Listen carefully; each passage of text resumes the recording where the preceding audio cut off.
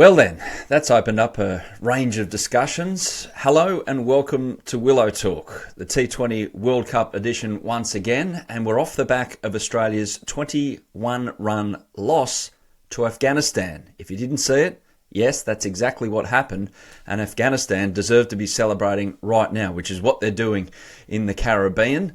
And now Australia's tournament is hanging by a thread, or the hopes of. Brad Haddin, Alyssa Healy are here to have a chat. And Hads, I'll start with you first up. Where did it go wrong for Australia? Where did we lose it? Oh, yeah, good afternoon, everyone. Yeah, it was an interesting game.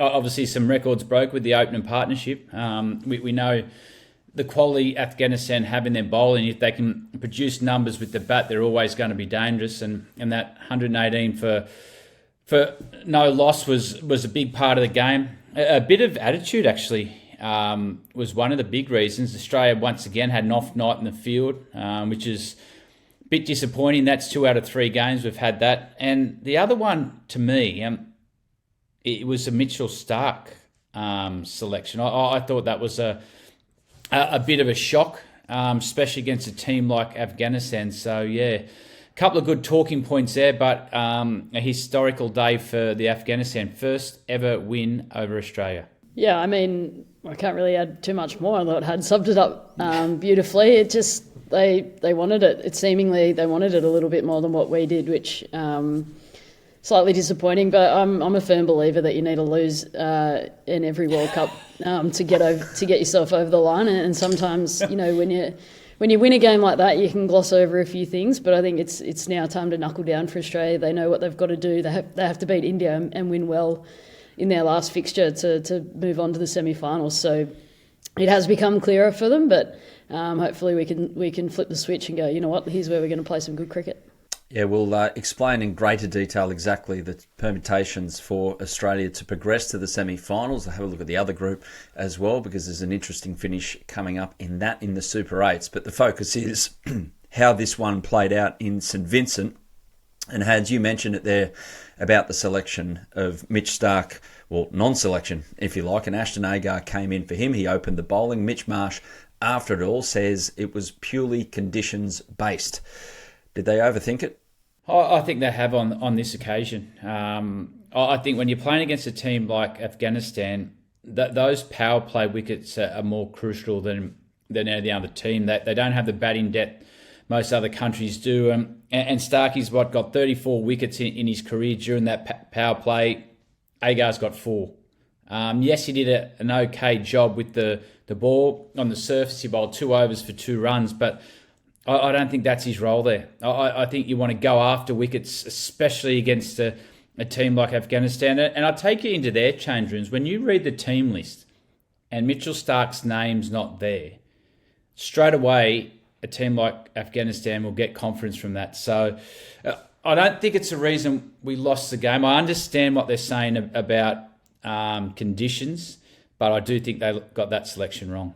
Alyssa, you are incredibly biased with this, and fair enough too. It's understandable, absolutely understandable. So I don't know where you want to tread with this question, but I've got to ask it. What do you think of it? Well, I mean, purely off air a minute ago, Had's called me the most powerful person in cricket because I put Mitch as my 12th man in my team of the tournament, and look what happens. So I better be careful what I say next, but... Oh, look, it is what it is, and I can kind of understand where they were coming from a conditions point of view, in that they thought the surface might turn a little bit more. Let's go with the extra spinner.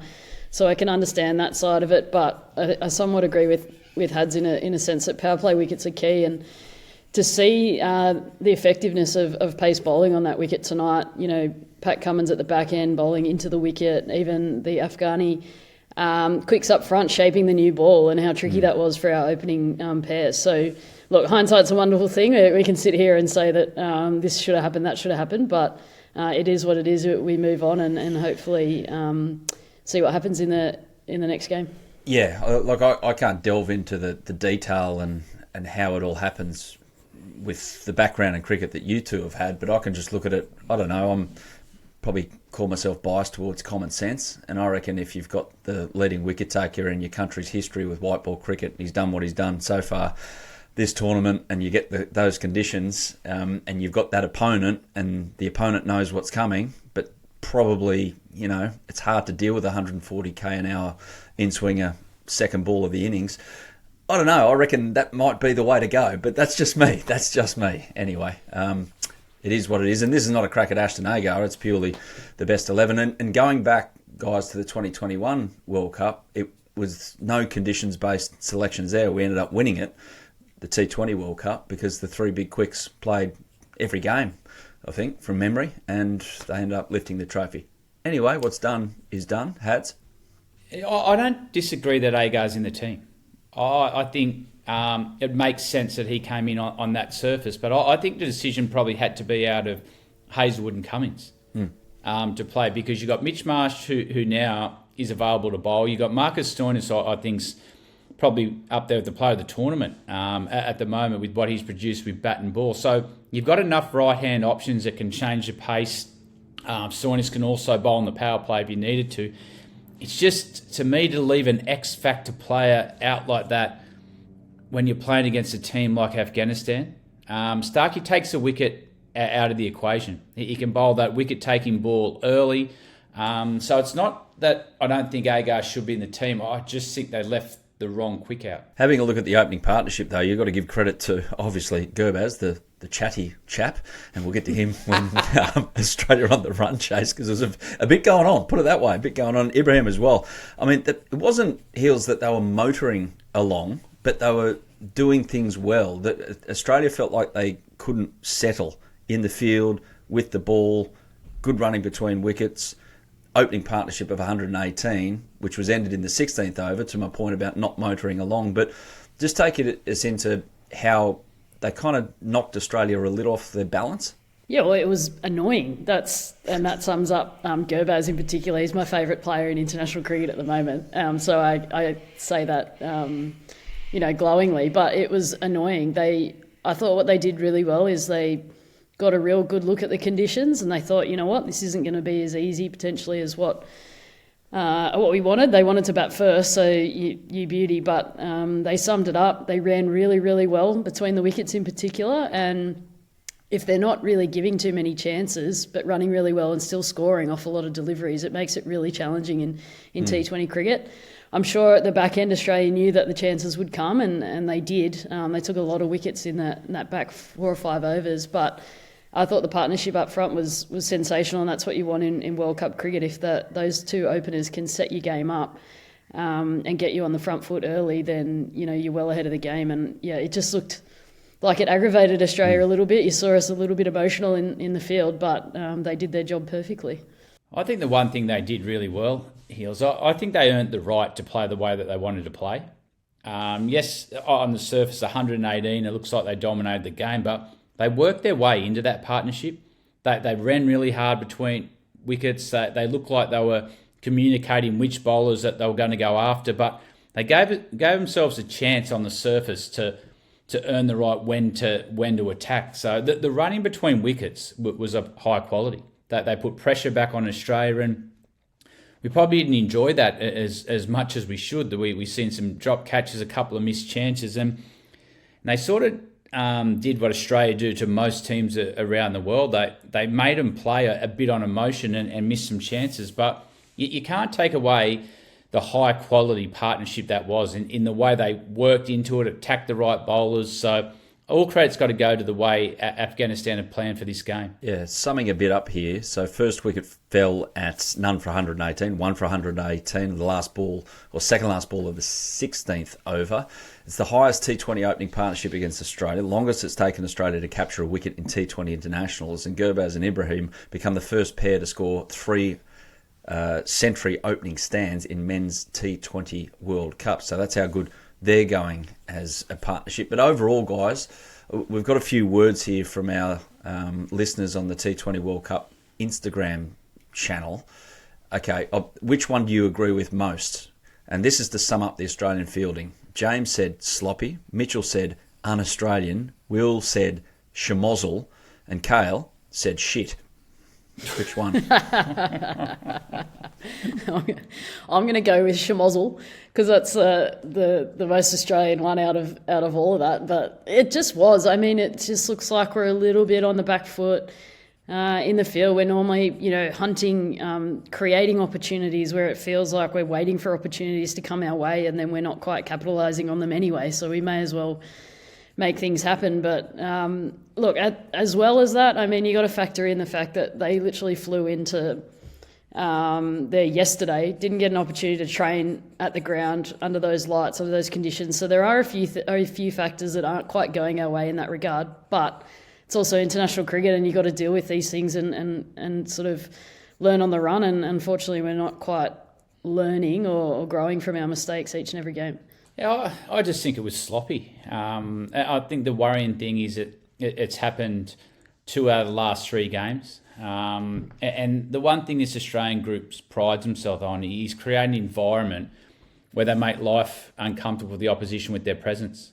There were good moments in the game where they did create some opportunities with the run-outs. They just missed the stumps a couple of times, but it was more about the pressure that Afghanistan put on the Australians. So, yeah, they're going to have to fix that up going into the next game against India. But, yeah, it was just a sloppy outing from the Aussies. Yeah, there was a bit going on there. I mean, some of the drop catches that they would have been verging on screamers, like Marcus Stoinis grass one off his own bowling, off Ibrahim when he was on 32. That was a tough one. Zampa nearly took a specky, but it was the general play. Like Ashton Agar made a couple of mistakes in the deep. Wade was giving it to Travis Head at one stage about overthrows. Okay, when you're the keeper, because you guys are perfect, because you don't drop anything, and you can see everything, you don't have to run anywhere, so you haven't got the heart rate up or anything like that. But you can give people almighty bakes when things you feel like aren't quite in sync. Do you have to kind of just talk into your gloves sometimes, or is it better to just let it out and let your teammate know that you're not happy? I tell you what, you can do it. You can give those almighty sprays and the bakes when you're not skipper. I will say that. As soon as you become skipper and you got the gloves on, there's a lot more of into the gloves sort of situation, and you've got to be more aware of who you're saying things to. But 100% when you got no VC or C next to your name, I reckon you let rip. Let them know exactly how poorly they're going. That's our job. Do it with your eyes. You always wore sunnies. Yeah, exactly. I think I said last show, I wasn't one to blow up on the field. If you know the guys have done all the work, it's interesting. Marcus Stoinis' chance, that's a 50-50 return catch. Adam Zampa actually put himself in a really good position on the boundary to make that into a catch. Travis Head's an interesting one. If he hasn't done much fielding of late, he spent the whole time in the IPL basically playing as an impact player. So he didn't put a lot of time into his fielding, and you've seen at times Matthew Wade was getting frustrated with his detail. So, and I think that's the thing they need to go back to. That they need to get that detail right in their fielding. So, yeah, it was a tough night. Just a couple of the wickets that Australia did take. We'll get to Pat's another hat-trick, another game, another hat-trick for Pat Cummins. Marcus Stoinis, when he got Gurbaz, he gave him a bit of a send-off. Now, I don't know if this, guys, you could tell me if it goes back to the IPL, if there was a bit of chat between them at the IPL, or has been in previous years, but that looked a little flamboyant for a guy, to give a guy a send-off who's made 60, and his wicket makes it 1 for 118. Yeah, it was interesting. I mean, Stone's made a bit of a thing this tournament of not necessarily giving send-offs, but I don't know, making statements when he does get wickets, I suppose you could put it. But yeah, an interesting one, especially after a partnership that had annoyed Australia right throughout. Probably an interesting one. But at the same time, I wonder if sometimes you do that, it does fire up your teammates and gets them going. So maybe that was something that he was trying to do. It definitely fired Gurbaz up. I think that was probably the main point. He was determined to give it straight back to him when he took his wicket behind the stumps. So it's an interesting one. Yeah, I don't know. Was it more of he's just having a bit of fun with it. I don't know whether he sent him off, because you'll know more about whether the umpires think it's a send-off, whether he gets fined at the end of it. But sometimes in those situations, and emotions do get the better of you, Australia needed a wicket. And as you said, Hills, they needed someone to get on the back of their coattails. And just there, it just looked like, to me, Stoinis was just trying to get his teammates up and about in the contest. The scoreboard hadn't really hurt them. Yes, they were none down for 118, but their run rate was low. And it just looked like he was just trying to get a reaction more out of his teammates. Hads, it was a send-off for sure, because the amount of chat, like Gurbaz turned into a squawking seagull when Stoinis got to the crease. So, yeah, I think there's a bit there. Anyway. It's good, though. It's good for the game. Oh, yeah, it's great. As long as it didn't get physical, which it didn't, although the umpire didn't need to step in when Stoin got to the crease. Gurbaz is not going to get physical. Stoinis, mate, he's got about 60 kilos on him. Yeah, he can duck underneath. He can duck underneath. It's fine. Adam Zampa, 2 wickets, one of which he got rid of Ibrahim with a bouncer. How many spinners have you seen get wickets with bouncers? That's impressive. Well, they talk about it all the time. I mean, Ash Gardner's been trying to bring a bouncer into her repertoire in T20 cricket as well. But I don't know if he truly meant it, more so because of the reaction of Matthew Wade behind the stumps, who didn't quite see it coming either. It just really fizzed off the wicket. But you got to love to see it, I reckon. I think the more you can have in your arsenal, the better. And full credit to him if he did mean it, because it's a pretty handy delivery on a wicket like that. Last time I seen that, Shane Warne bowling at the whacker before it was Big Bash, and Adam Crossweight was keeping. He bowled a bumper. Crossweight take it, stumping. A bouncer stumping. Yep. What happened to the batter? Did he stumble out of his crease because he was trying to get out the way, or? Mate, just got under there. He was a bit shocked, and Crossweight took the bails off. That was the last time I seen a spinner be effective with a bumper. SK Warne would have loved that. Correct. Loved it. Run to Was square it a wrong one? Flipper gone wrong. And then Pat Cummins, just to sum up Australia's bowling efforts, another hat-trick. And it could have been a double hat-trick. But David Warner dropped...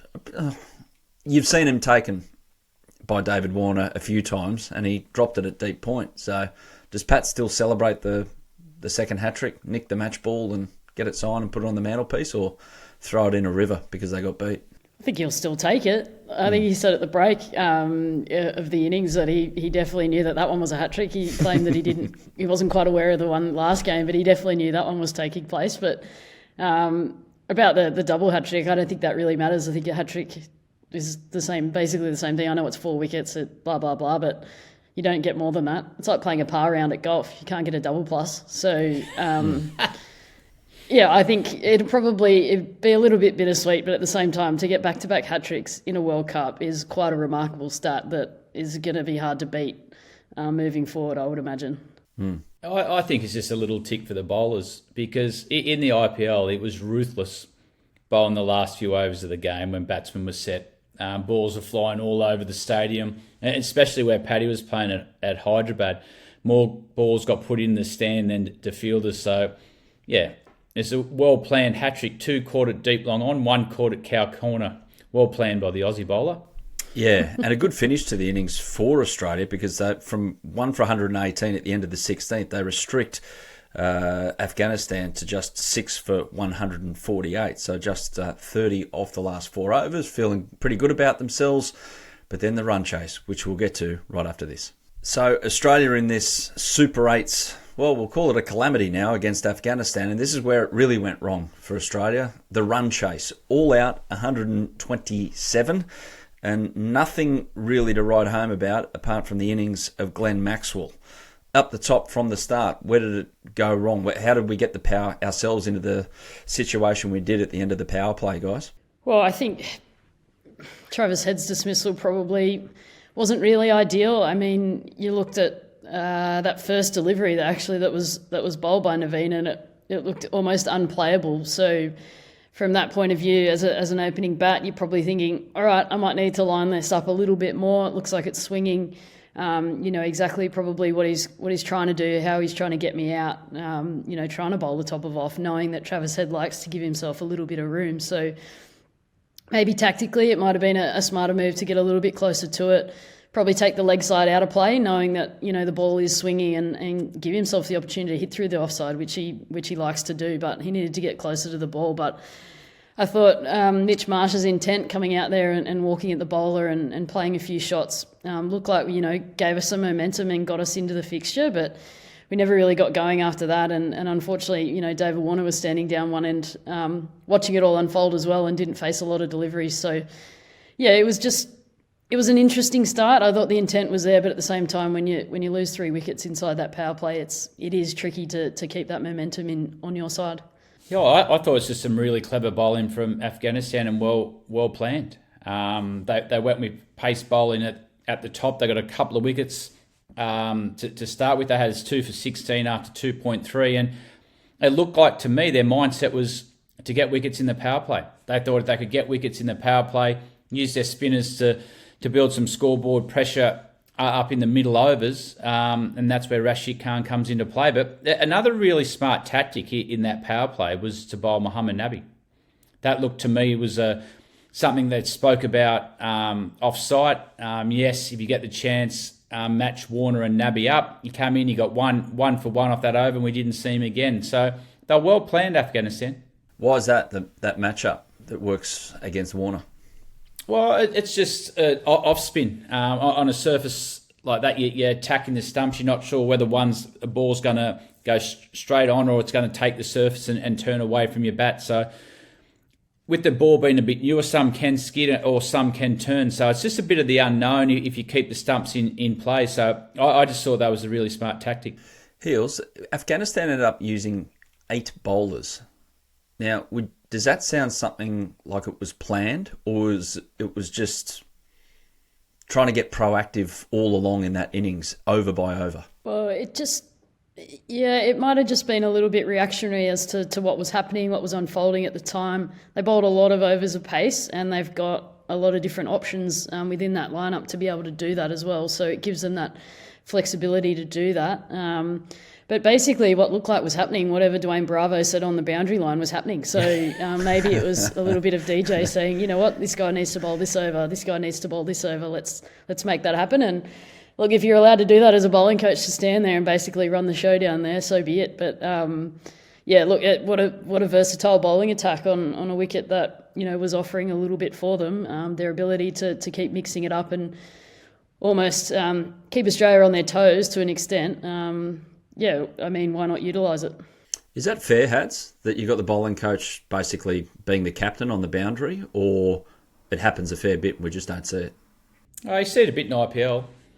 You see coaches and bowling coaches walk around the side and give advice, but in the end, you can get as much advice as you want. And Rashid Khan, I thought, used his bowlers really well. You look at Noor Ahmed. He's someone to me that I thought would have bowled his quota of overs against Australia, bowled 1 over for 11 runs, and they took him off. Mohammad Nabi, I thought, wouldn't bowl an over maybe against Australia. He bowled the 1 and got the wicket of Warner and he's out. So I think it was also some smart tactics from Rashid Khan to think on the job. He had a look at the surface. They kept the stumps in play a lot. They used a lot of slow balls. So I think we've got to give a bit of credit to the way Afghanistan have captained this game. On that note, it was quite interesting watching the game on the telly that the spin wasn't quite as effective. Yes, we spoke about it might be bouncing, it might be turning, it was doing this and that, but the Afghani spinners almost missed a little bit. They were a little bit too straight, missed down leg side. We got a few extras, weren't quite executing, but the ability for then Rashid to go throw the ball to a medium pacer, a quick to come back into the attack, who took the pace off and executed. It was a real luxury for them to have all that versatility on tonight. I'll tell you what Noor Ahmed did get, apart from his 1 over, is his entire intestines burned a hole from the look that Rashid Khan gave him at one stage when he had a misfield. So Rashid was bouncing about and intent on this victory. You could feel it through the television from the Afghani players that how much it meant to them, this possibility of beating in Australia in a significant match like this. And they got it done in the end. notwithstanding a pretty good knock from Glenn Maxwell, or actually better than pretty good. It was a very good knock from Glenn Maxwell. He just couldn't quite see it out, unlike the 50 over World Cup Hads. Yeah, and we've expected this to come sometime for Maxi. He does enjoy playing against Afghanistan. I think he averages 180 against them. But yeah, we just thought there was a little bit of a glimpse of the 50 over World Cup where Maxwell was going to be the hero. But I just want to go back, though, Adam, to a point you're just making then about Afghanistan. I think the difference in this game, Afghanistan believed that they could beat us. And I don't think that's happened. Maybe the last 20 over World Cup in Australia, it started to change a bit. But I think the one difference in this game now, Afghanistan actually think if they get things right and play their style of game, that they can beat us. And I think that's the one difference in this team now. They expect to win when they go out there, especially if the surface works in their favour. Here's one for you, Hads. Is Afghanistan a better men's cricket team right now than Pakistan? And this could open us up to Pakistan cricket Twitter. Whew. Oh, well, I tell you one thing I think they are doing is handling the pressure of big events better. I think they're learning a lot quicker than Pakistan have. That they're still sort of playing a bit of an old style of 2020 game. But this Afghanistan team under Jonathan Trotter understanding what it takes to win in this form in the match. So, yeah, at the moment they are learning a lot quicker than Pakistan in this form in the game. Well, I mean, the beauty that they have over Pakistan in that regard is that they can play in the IPL. They can play in some of the tournaments around the world that Pakistani players, I should say, have sort of been ignored or not allowed to play in. So, yeah, I think, having their players over in India for a 10, 12-week period, learning off some of the best players, getting opportunity to play in different conditions in particular, is only going to keep giving them confidence to when they come back together, share that knowledge and go out there and do what they did tonight. So, yeah, they're cashing in on that, that's for sure. Ain't geopolitics grand? Leave that alone, guys. Don't worry about it. Leave it. When did you know? No comment. To both of you, when did you know it was done? That it was a hurdle too big? When Marcus Stoinis got out. Yeah. I didn't see the send-off, though, from Gurbaz. I'm sure there was something said.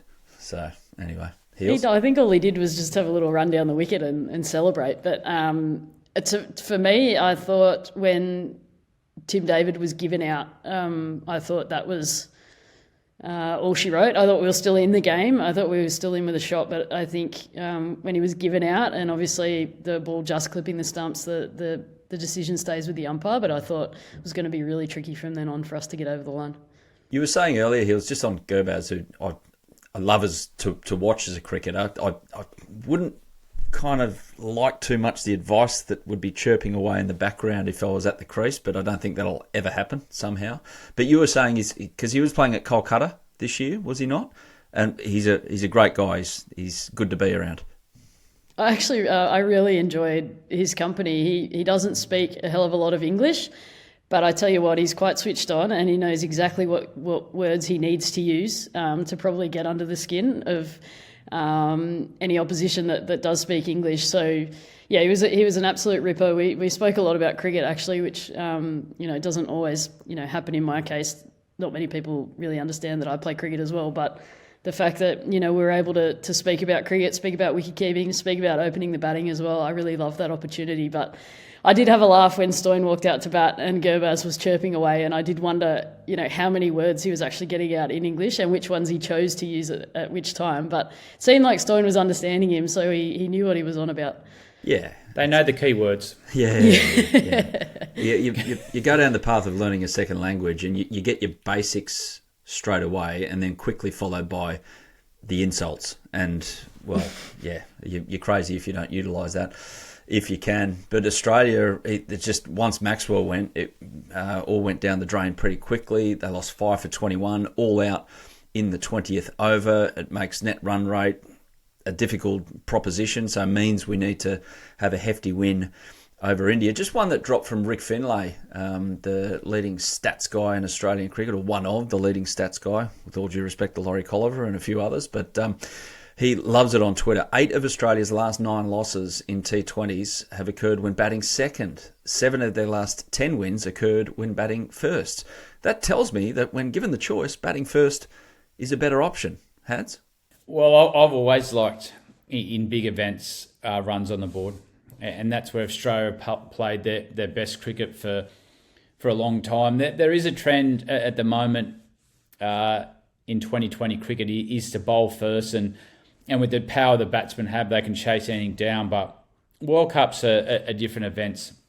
Pressure's different. The surface has been a lot different as well. They look like they got harder to play on as the games have gone on. So, yeah, I've always been one to put runs on the board, unless it's a really, really glassy, hard wicket where it's not going to change. It's going to stay the same for the 40 overs. But I think these wickets are showing runs on the board. Yeah, agreed. It is a very Australian way to win the toss and bat, and they put runs on the board and put the pressure on. So, and knowing that all the staff and the stats guy in particular would know all those statistics and still go out there and want to field first is really interesting. I'd love to pick the brain of Mitch Marsh and understand it, but they've obviously got their reasons as to why they're doing it. But get out there, put some runs on the board, especially with the power that we've got. If Australia get 165, 170 there, we should be able, with the bowling attack we've got, be able to defend that. And Hads, from the leadership, it helps the fact that there's basically only 24 hours before the next match, so it's not like you can dwell on it. People can pick apart the selections and how we performed and all of that. But if you're part of the leadership, do you acknowledge that maybe your team selection didn't quite work, the balance of the team, or do you just purely mask it with it was all down to performance and we just got to move on? I think there'll be a few key things that they take out of it, but the one thing in Australia's favour, and this group especially, they've always come up over the last couple of years in big moments when they had to. And they're the things you've got to grab onto now.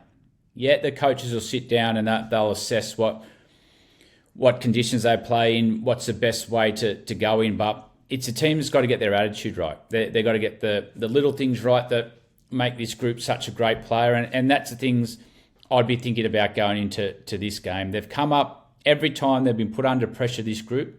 They've come up trumps. And that's the one thing in their favour going forward against his massive game against India. Also, they've got to get up. They're literally playing in a different country in 24 hours' time. The following day, they're playing another game of cricket in a different country, a must-win game against India. There's no ifs or maybes or buts or whatever it might be. It's like we have to get up for this fixture and we've got to find a way to get ourselves up for it. And yes, the travel's going to be hard. Not knowing the conditions, not being able to train at the ground, but it's professional cricket, and you've just got to almost suck it up to an extent and go, you know what? As has said, it is going to be all about attitude, and we've got to turn up and play well, and we've got to pull our finger out and get through to the semi-finals. Well, the good thing is this next game, it's a really short journey. It's one of the shortest journeys from St Vincent, where they were, to St Lucia, and they have played at St Lucia early this tournament. So yeah, it's not totally foreign, but get your point. The alarm's going to go off early and they have to get there, unpack, do all those logistical things. You cricketers don't travel light either, just quietly. My goodness. It's not having to pack your golf clubs up is the worst thing in cricket. So I don't reckon they would have come out at any point where they are now, but it's still a flight. I mean, you might say that it's not a long one. It's still getting up logistically, jumping on the bus, getting in your kit, wheeling your bags everywhere. So, but that's modern day cricket. So they've just got to find a way around it. That's the stress as well of putting your golf clubs under. I was at an airport recently, and I think I'd be less nervous if I put one of my children down that oversized baggage than my golf clubs, because you're not sure what piece they're going to come out in. I'm sure the kids would be able to handle themselves if I sent them down there. So anyway, Australia must beat India in St Lucia on Tuesday morning, early doors, and we'll be along on Willow Talk early Tuesday morning to sum that one up. But if Australia just beat India and don't surpass India's net run rate, and at the moment it's a difference of about 2.2. Did you hear me? Yeah, 2.2. The Aussies could still be knocked out if Afghanistan thrash Bangladesh and secure a bigger net run rate.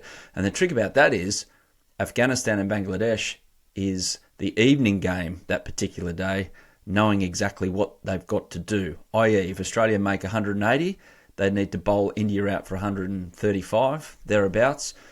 That's to get Australia's net run rate over India. But if that doesn't happen, then Afghanistan know exactly what they can do going in. Obviously, they'll just think about winning. And if they play the type of cricket that they play today, they ain't losing to Bangladesh. Whoa. What? That game is no lay down misère. Oh, okay. Here we go. Go for it. That will be an interesting contest, Afghanistan versus Bangladesh. One, they've got to come back from an emotional high that they're going through over the next 24 hours. Bangladesh do match up well against Afghanistan. They're not afraid by their spin. They face a lot of similar bowlers with their change-up. So that's not a lay-down misère that Afghanistan will get up and beat Bangladesh. You've heard it Anything here. to add there, Heels? No, I'll just have a giggle at Hads. He's thrown another one out there, so we'll wait and see what unfolds. Not a lay-down misère. Yeah, I mean, the way that the Afghani fast bowlers bowled tonight will put a shudder through Bangladesh a little bit. I mean, they've struggled against the short ball, it's been noted. And the fact that they've got some quicks that have got a few tricks up their sleeve, it should be a really interesting contest, one I'm excited to watch. It's also an emotional toll this game will take on Afghanistan. You just got to remember the enormity of this match. They've never, ever beaten Australia before. So they're going to get a lot of praise from inside the camp. The coach is going to be saying, okay, that's a great result. Let's celebrate quietly. We've got a big game against Bangladesh where everything's in our own hands now. It's an emotional roller coaster for this Afghanistan team as well. And it's not something that they're used to as well. They'll think they've won the World Cup tonight. They're beating Australia. Their phones will be going off. Everyone in the world will be praising them. But then they've got to let that go, then come up for the Bangladesh game. Not so easy. Well, it's all to play for. And in the other side of the Super 8 section, it's essentially a quarter-final between the unbeaten South Africa and co-host West Indies. That's unless USA do something ridiculous against England. Never know. Never know. But how do you see, both of you, that group playing out? Heels? Yeah, well, it's an interesting one. South Africa haven't lost, which...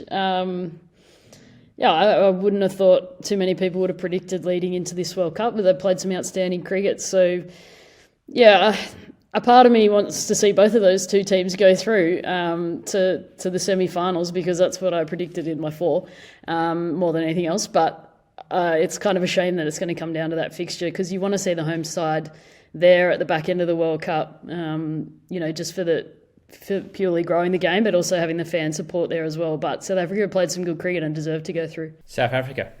Mm-hmm. I haven't backed the West Indies once this tournament. No. You really haven't. No. I'm not going to change. Mm. I think the one thing I've liked about South Africa, they've actually won some games that they would have lost in the past.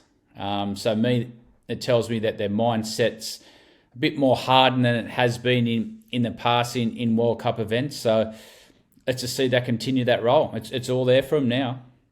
I tell you what, I did see some social media after the last game that they got through, and the reaction in the change room of those guys that obviously feel the mountain of pressure that being South Africa in a World Cup must, creep in every single time, even though you were never a part of any of that growing up. But to see these guys like Rabada and Nortje come into the change room and just go, yes, and fist pump and celebrate and know how hard they worked to get that victory.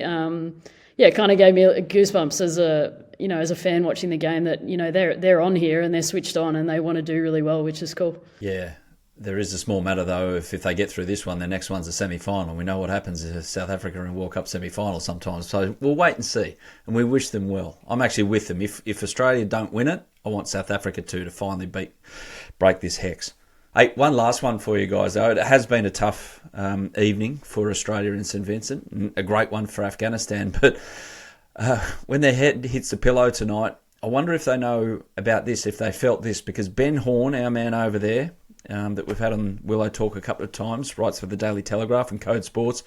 He was in the press box and he tweeted, as the final wicket was being taken, at first I thought it might be from the crowd rocking to Afghanistan's upset win, but no. Just felt a significant and lengthy earthquake in the St Vincent press box. Yikes. Good times. Wow.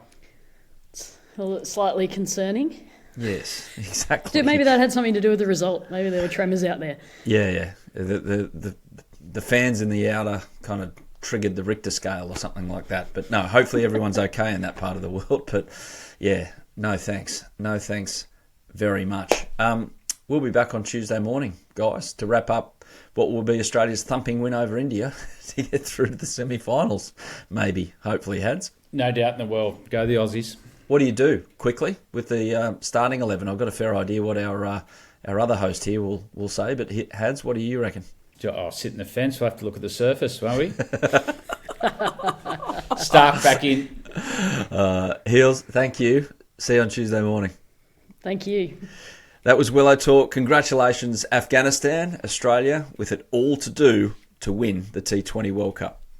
Yeah, thanks for watching the Willow Talk podcast on YouTube. Don't forget to hit the subscribe button so you don't have to miss an episode wherever you are. And while you're at it, check out these videos up here. They're mostly good.